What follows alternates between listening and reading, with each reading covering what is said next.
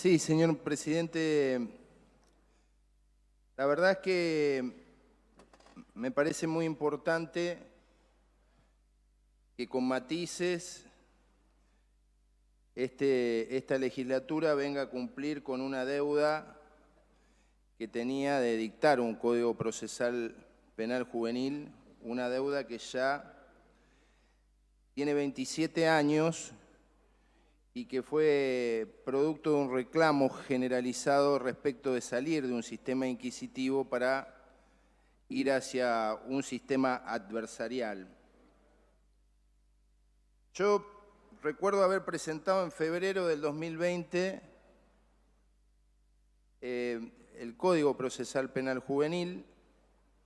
También recuerdo que en aquel momento hubo un debate encendido, siempre apoyado en las convicciones de los que integran esta Cámara, que hizo que algunas voces que hoy se escuchan también levantaran su voz en aquel momento.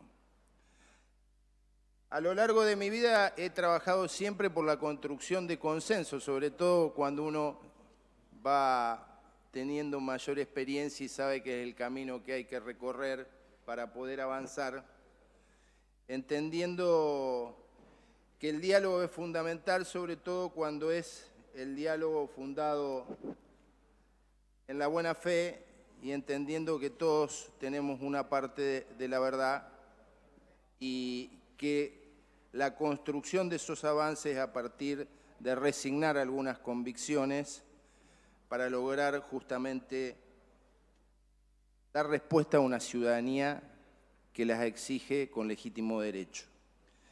Así creo yo que esta Cámara, voy a disentir con algunos de los preopinantes, ha avanzado enormemente en lo que es el sistema de enjuiciamiento penal. Es un reclamo legítimo de la ciudadanía en función de una realidad social que nos supera. Y así logramos la Ley de Derecho y Garantía de Víctimas de Delitos, enorme actor olvidado del proceso penal. Así logramos la prisión preventiva para el que usa o porta armas de fuego. Obviamente que hubo consensos, pero no unanimidad, como nos sucede en la actualidad. Así avanzamos, no logramos que sea ley, pero la prisión preventiva para el que viole una perimetral. Así logramos leyes que, a mi criterio, han escuchado la voz de los santafesinos que se ven atravesadas por la violencia y la inseguridad.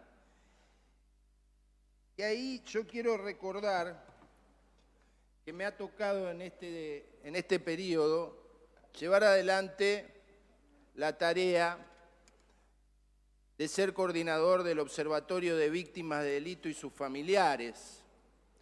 Y una de las personas con las que todos convivimos y pudimos recepcionar su testimonio era Graciela Brondino, que por la ausencia de una ley como esta, donde era la legislatura la que estaba en mora, no tuvo la posibilidad de convertirse en querellante en una causa donde el imputado era un menor y tuvo que venir un juez a suplir justamente una legislación que debería haber llevado adelante esta legislatura. Claro que no vamos a estar de acuerdo, no habrá unanimidad en este proyecto y es un proyecto polémico, pero bienvenido sea que hayamos avanzado. Y quiero rescatar la enorme tarea que hicieron senadores y diputados para poder lograr los consensos necesarios para la aprobación. No la unanimidad, pero sí los consensos.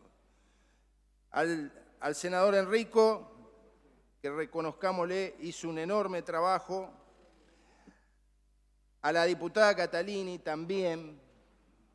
Realmente en todos los proyectos ha tenido la amplitud para tratar de conciliar posiciones muy tensas, al senador Calvo, al senador Gramajo, a la diputada Orsiani, al diputado Julierach. Argañarás también ha estado participando en las reuniones y aportando lo suyo. Ahora, para empezar a tratar el tema que nos compete, la ley penal en la Argentina tiene historia, lo reseñaba una preopinante, y se inició con una visión positivista y correccionalista, ¿no?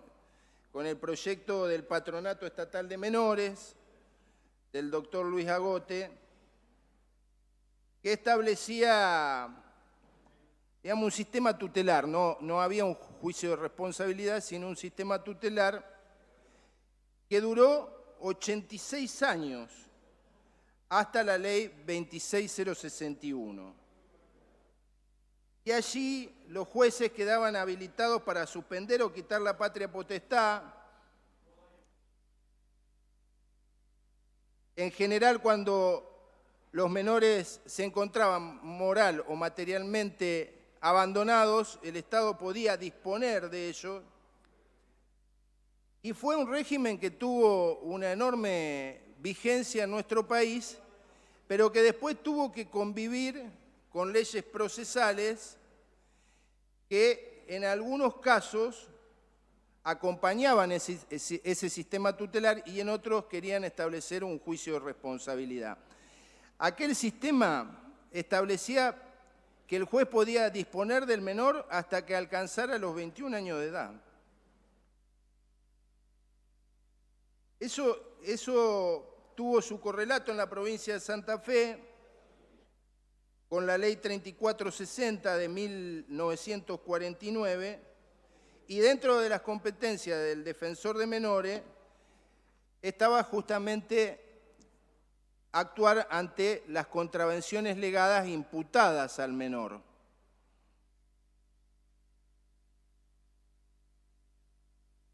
Esta evolución jurídica fue cambiando.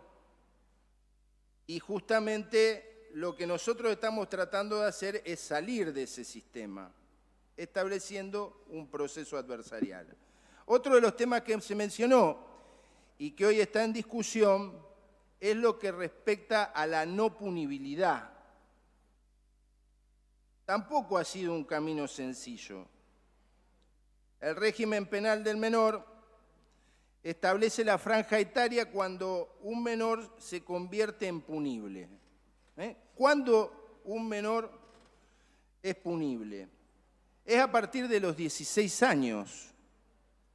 Antes no, a partir de los 16 años. Y cumplido hasta cumplir los 18. Y solo en aquellos casos donde las penas sean mayores a 2 años. Es decir, para decirlo con claridad, por ejemplo, delitos como lesiones leves, amenazas, delitos de violación de domicilio, de hurto, de daño, no están contemplados como delitos que pueden imputarse a un menor, ¿no? Por lo tanto, yo creo que es muy importante establecer que no estamos hablando del universo de la totalidad de los jóvenes. Y es cierto que estamos discutiendo un código procesal penal y que no viene a resolver todas las cuestiones pendientes que tiene la democracia y el Estado con la minoridad. Y sería irracional imaginar que un código de procedimiento penal juvenil pueda dar respuesta a esas situaciones, lo cual no inhabilita a que debamos rendir cuenta y avanzar en esta normativa. Acá hay una atribución de responsabilidad al menor que viola la ley penal, Y está constituido este proyecto sobre la base de 3 elementos. Primero, la franja etaria a la que pertenece el presunto autor. Segundo, el tipo de delito cometido. Ya señalábamos anteriormente que no son todos los delitos. Y el monto de la pena. Por tanto, la criminalización de las infancias no es un concepto que se pueda sostener.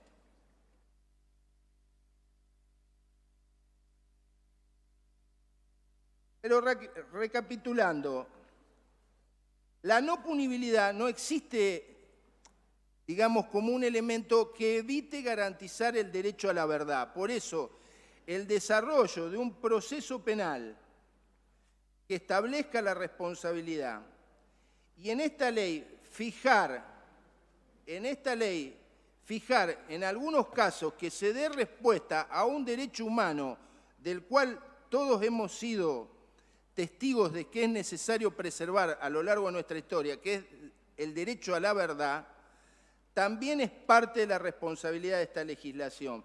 Por tanto, nosotros estamos, personalmente, de acuerdo en la posibilidad de cuando un menor no punible ha cometido un delito grave donde ha habido daño en las personas o la utilización de armas, las víctimas tengan la posibilidad de tener acceso a ese derecho humano que es el derecho a la verdad, lo cual no significa que el menor sea punible y que tenga que efectivamente cumplir condena, pero sí poder conocer efectivamente lo que ha sucedido.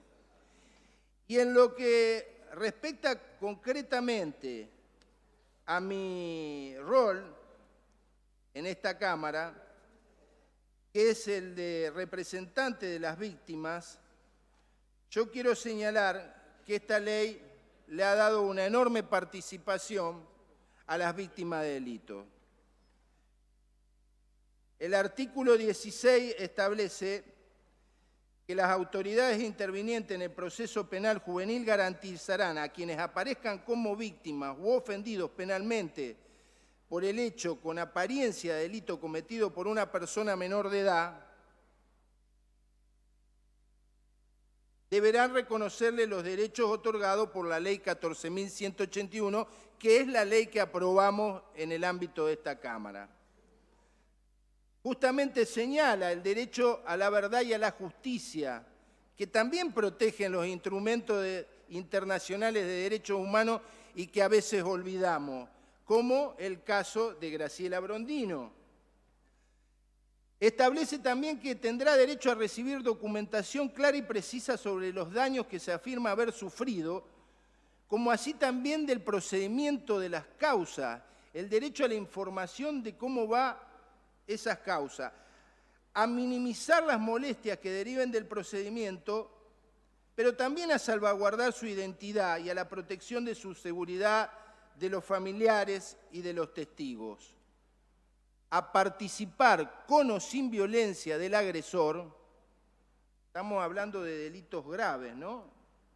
De delitos de homicidio, de delitos que, como en el caso de Brondino, le costaron la vida a una joven que iba a trabajar. Y a permitir constituirse como querellante. Y a poder revisar la desestimación de la denuncia, el archivo o reclamar por demora o ineficiencia de la investigación. A ser oído por un juez en audiencia pública e incluso a ser notificado en la etapa de ejecución penal. Y por último, a establecer la declaración de impacto antes de que el juez dicte la sentencia. Sinceramente, creo que hemos logrado la ley posible a partir de un enorme esfuerzo y a diferencia de lo que han sostenido algunos de mis pares preopinantes, creo que es una muy importante forma de cerrar este periodo de gestión que nos ha tocado protagonizar. Así que de verdad que con convicción acompaño este proyecto de ley en cada uno de sus términos y a partir de los consensos logrados. Muchísimas gracias. Gracias, diputado Martínez.